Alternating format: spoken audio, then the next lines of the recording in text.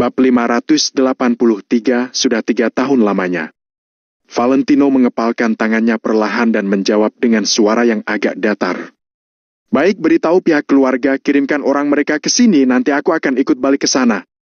Pada akhirnya sudah tiba waktunya untuk menghadapi keluarga Wijaya. Valentino hanya tidak menyangka bahwa hari ini akan datang begitu cepat. Tuan muda, ada 2 orang di pihak keluarga yang bisa Anda percayai 100%. Yang pertama adalah sepupu Anda, Caroline Wijaya. Setelah Anda pergi, dialah satu-satunya orang dari seluruh anggota keluarga cabang yang berselisih dengan keluarga juga bersikeras untuk mencari Anda. Ada satu lagi, yaitu William Wijaya, dia salah satu dari kita. Orang-orang di bawahnya juga termasuk orang-orang kita. Jelas Hendrik dengan suara rendah. Sep, jawab Valentino sambil mengangguk perlahan. Setelah menutup telepon, dia mengeluarkan macis dan menyalakan sebatang rokok. Caroline sudah pasti bisa dipercaya. Sedari kecil, gadis itu memang suka mengikuti Valentino kemana-mana, layaknya anak ayam yang mengikuti induknya. Meskipun dia hanya seorang saudara dari keluarga cabang, dia selalu mempertahankan hubungannya dengan Valentino dengan baik. Terakhir kali mereka bertemu adalah ketika Valentino memutuskan untuk kembali ke keluarga Wijaya. Saat itu, keduanya duduk dan mengobrol di pusat kota Neo. Hanya saja Valentino tidak pernah mengira bahwa Caroline akan menentang pihak keluarga dengan begitu keras kepala setelah kepergiannya dari keluarga Wijaya. Memikirkan hal ini, Valentino mengepalkan tinjunya. Orang-orang ini telah mengorbankan sesuatu demi dirinya, tentu saja Valentino tidak akan menyia-nyiakan pengorbanan mereka. Hari ini adalah hari untuk memperbaiki nama Tuan Besar Kusuma. Kesempatan ini bukan sebuah akhir, melainkan sebuah awal. Keluarga Wijaya, aku, Tommy Wijaya, akan berhadapan dengan kalian. Baiklah, coba aku lihat seperti apa kalian sekarang setelah 3 tahun aku tidak ada di sana. Valentino menengadah ke langit, kilasan nostalgia melintas di dalam matanya. Namun di saat yang bersamaan, pandangannya juga terlihat agak dingin. Sudah 3 tahun, sudah waktunya untuk kembali dan menemui orang-orang itu. Bahkan dia juga akan menyalakan sebatang dupa di depan papan nisan Tuan Besar Wijaya. Mata Angel yang kemerahan menatap Nyonya Besar Kusuma yang tertidur di ruang inap. Tiba-tiba, sebuah telapak tangan bersandar di bahu Angel dengan lembut. Val. Angel perlahan menoleh dan menatap Valentino dengan mata sembab. Setelah beberapa saat, Valentino pun berkata, Gel, ada yang mau kusampaikan. Ada apa? Tanya Angel yang terisak sambil menatap Valentino. Valentino langsung menyatakan tujuannya tanpa basa-basi. Aku mau memindahkan nenek ke rumah sakit lain. Angel tertegun sejenak lalu menggeleng-gelengkan kepalanya. Tidak bisa, Val. Situasi nenek sekarang cuma bisa begini. Dokter bilang kalau besok nenek masih belum membaik, kondisinya benar-benar bakal bahaya. Masalahnya, aku baru cek lokasi rumah sakit sekitaran kota Neo. Semuanya butuh perjalanan 2 jam dari sini, terus kemampuan mereka juga tidak sebagus rumah sakit kota Neo. Aku takut nenek, nanti sebelum nenek sampai di rumah sakit. Angel tidak mengatakan apa-apa lagi dan hanya menundukkan kepalanya dengan sedih. Valentino memandang Angel dengan serius dan bertanya, Angel, kamu percaya sama aku tidak? Percaya? Kalau ditanyai pertanyaan ini, Angel tidak ragu sama sekali. Kalau begitu, kamu tidak usah tanya-tanya lagi. Aku akan berusaha sebaik mungkin buat merawat dan memulihkan Nyonya Besar. Ujar Valentino sambil mengangguk. Bagaimanapun juga, dia tidak mau menjanjikan terlalu banyak. David juga berdiri setelah mendengar kata-kata Valentino itu, lalu berjalan menghampirinya dan bertanya, Valentino, kamu benar-benar bisa membantu ibu? Aku cuma mau bilang kalau pihak keluargaku tidak bisa menyembuhkan Nyonya Besar, artinya rumah sakit lain di negara kita pun tidak ada yang bisa. Ujar Valentino dengan ekspresi acuh tak acuh. Setelah hampir 2 menit kemudian, David akhirnya menghapus keraguannya dan berkata sambil mengangguk. Baiklah, kalau begitu, tolong ya. Valentino mengangguk lalu perlahan berbalik ke Angel. Gel, aku akan usahakan kembali sebelum ulang tahun kamu ya. Kali ini aku pasti akan meminta restu Nyonya Besar untuk hubungan kita. Kata-kata Valentino terdengar tulus dan serius. Kalau Nyonya Besar Kusuma dibawa ke pulau pribadi keluarga Wijaya, identitas Valentino sudah pasti akan terungkap. Ya? Kamu tidak usah cemas soal itu. Selama nenek bisa sembuh, itu sudah terhitung hadiah ulang tahun paling baik. Jawab Angel sambil mengangguk dengan serius.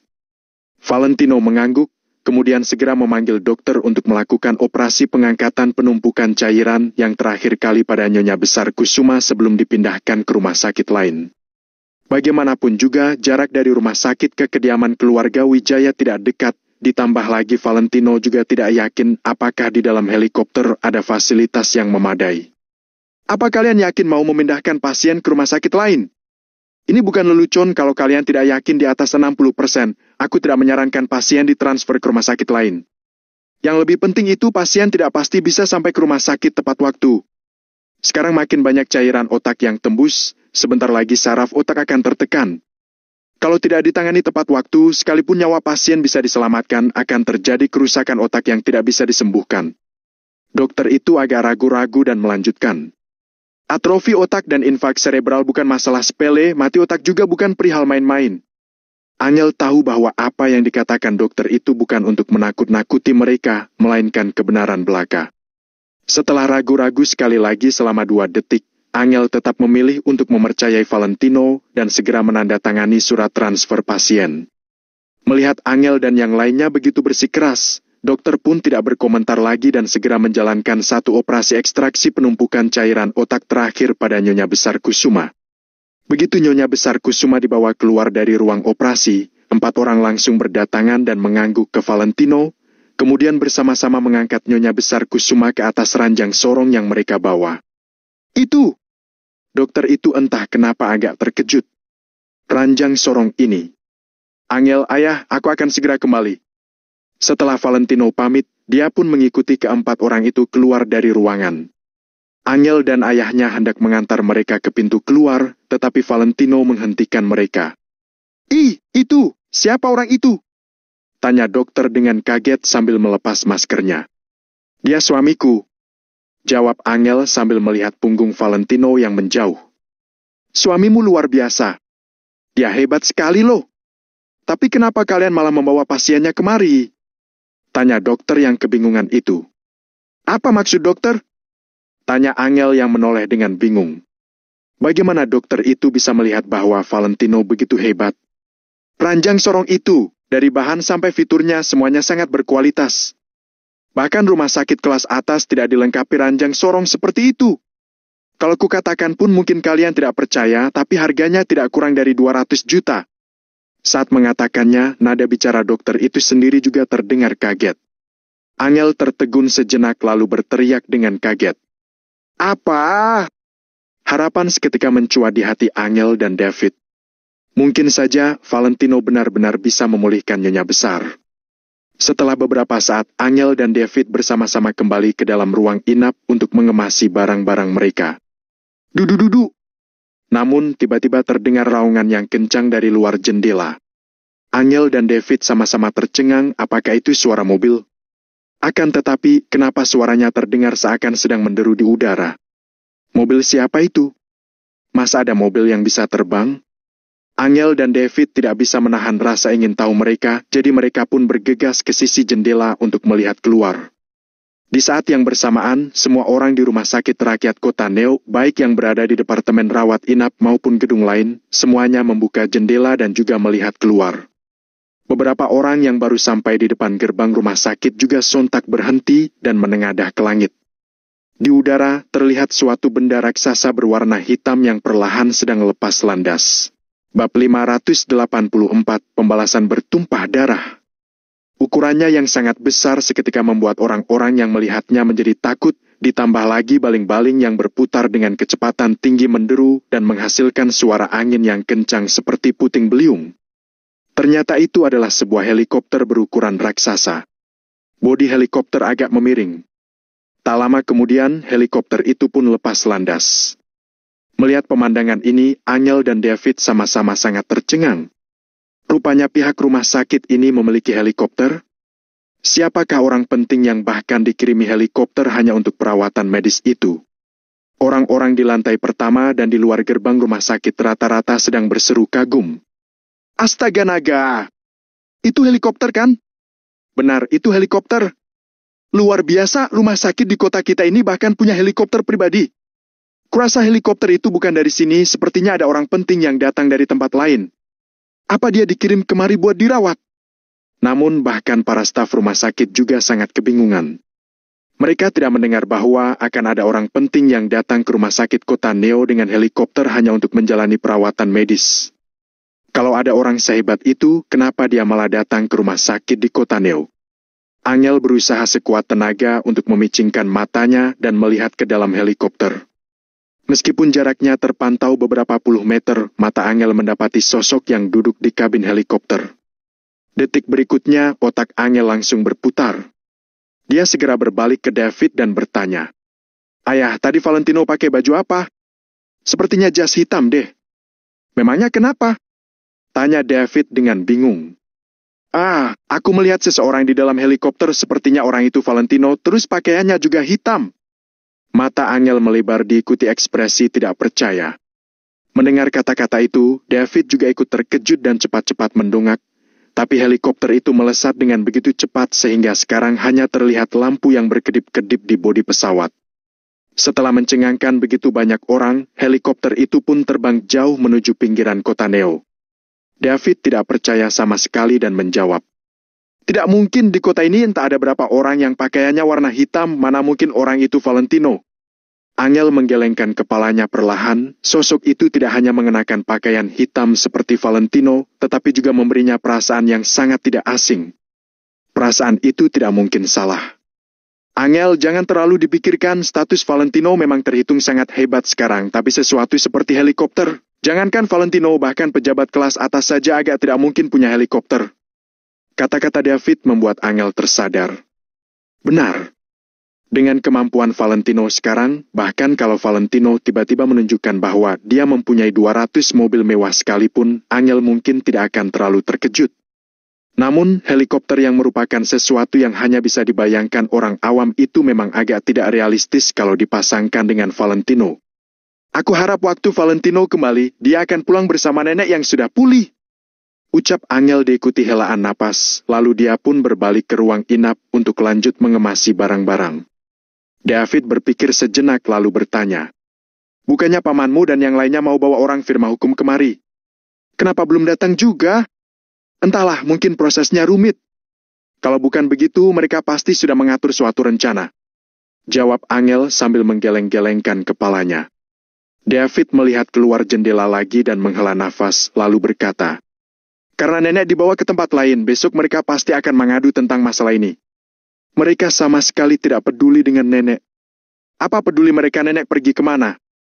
jawab Angel, walau di lubuk hatinya dia tetap merasa tidak tenang. "Kamu tidak paham, Kakak Perta, Bobby Kusuma dan Davin Kusuma, mereka itu benar-benar tipe orang yang akan berbuat apa saja demi mencapai tujuan mereka.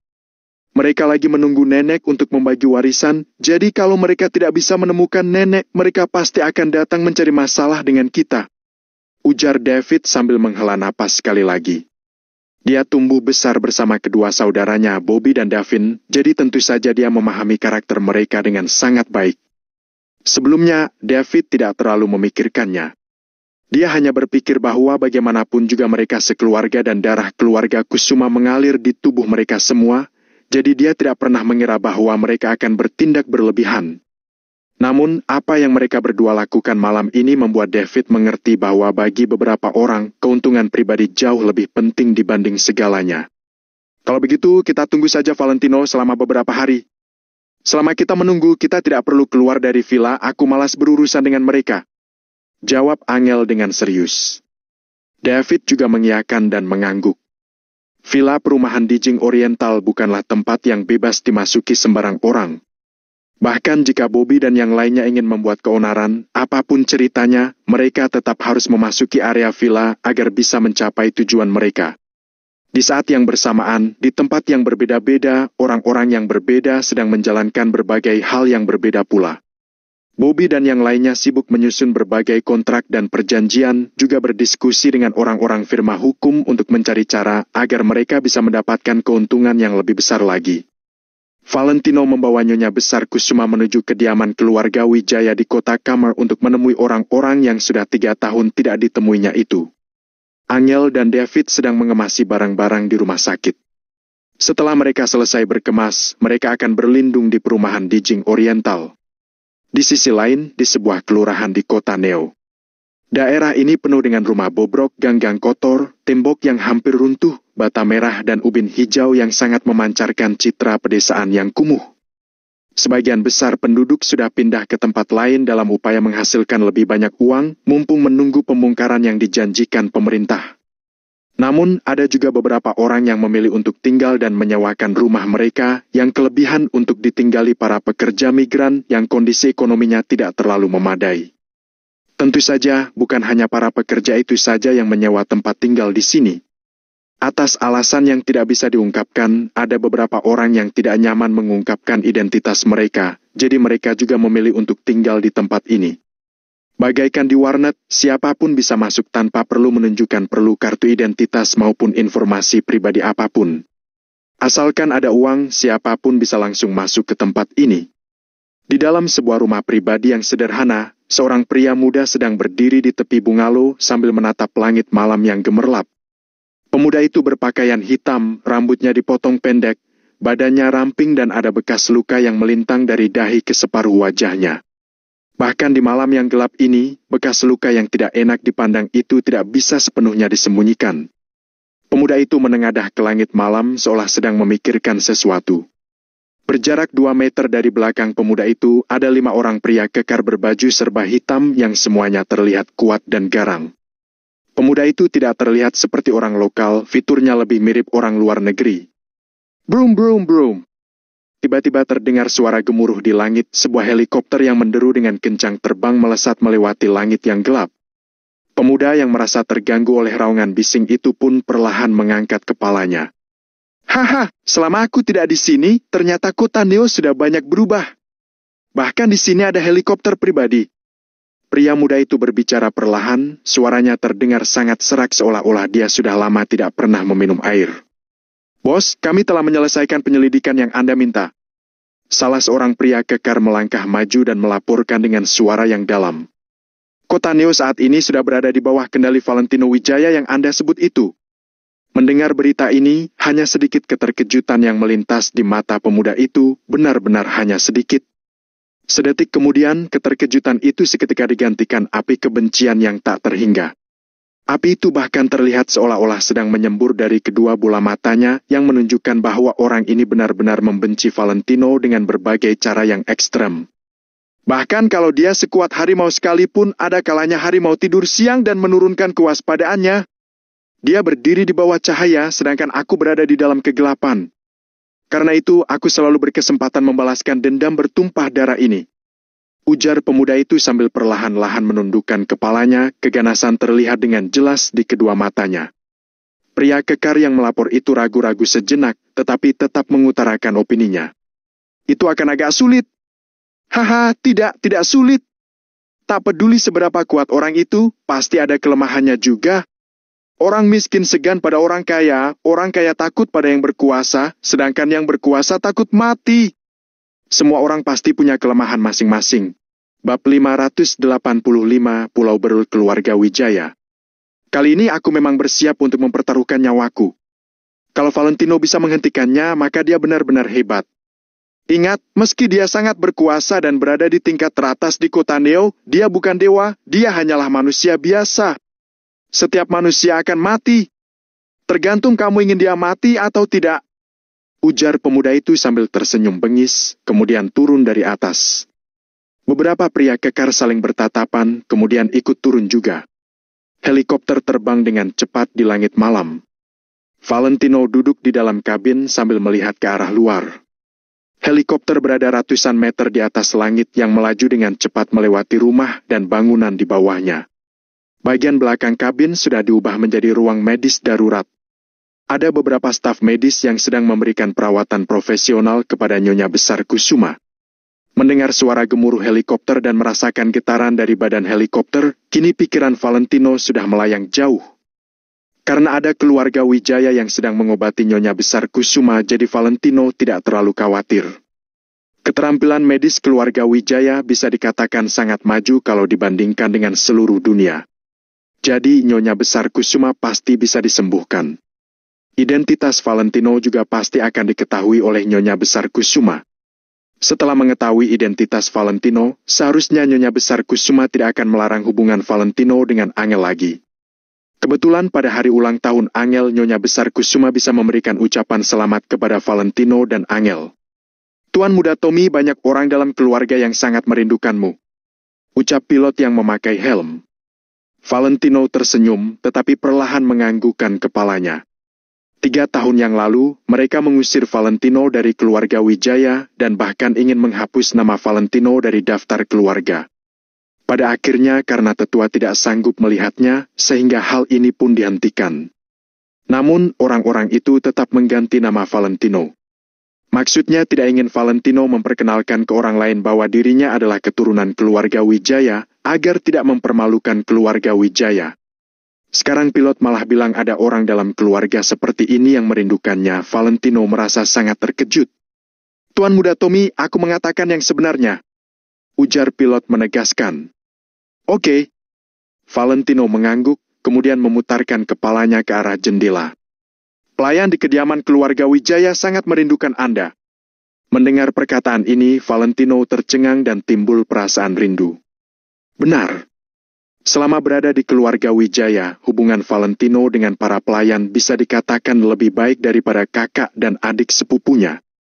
Para pelayan diperlakukan dengan baik oleh Valentino dan mereka juga sangat menjaga Valentino. Setelah itu, tidak ada yang berbicara lagi. Helikopter melaju dengan kecepatan tinggi. Tak lama kemudian, mereka sudah mendekati kota Kama. Kota Kama dikenal sebagai kota iblis yang merupakan kota tingkat pertama di dalam negeri. Perekonomian, transportasi, keuangan dan semua lapisan masyarakat di sini sangat maju. Keluarga Wijaya berdikari di sini secara turun-temurun selama ratusan tahun, hal ini cukup untuk mencerminkan kemampuan mereka. Semua orang mengetahui bahwa keluarga Wijaya kaya dan berkuasa, tetapi mereka sebenarnya tidak tahu seperti apa latar belakangnya. Mereka semua tahu bahwa keluarga Wijaya Kota Kamo sangat kuat, tapi sehebat apa kekuatannya, tidak ada yang bisa menjelaskannya.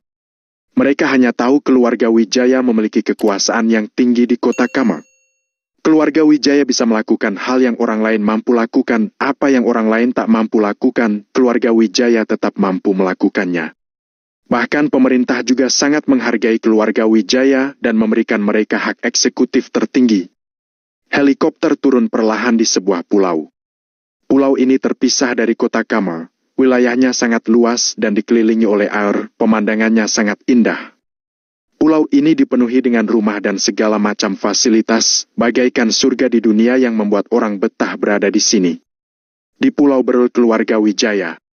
Tuan Muda Tommy, berdasarkan perintah dari keluarga, kami akan mengantarkan Nyonya Besar ke Pulau Berul untuk pengobatan. Bagaimana menurutmu? Tanya pilot dengan hormat. Boleh. Valentino mengangguk. Setiap pulau milik keluarga Wijaya punya bidang industri utamanya masing-masing.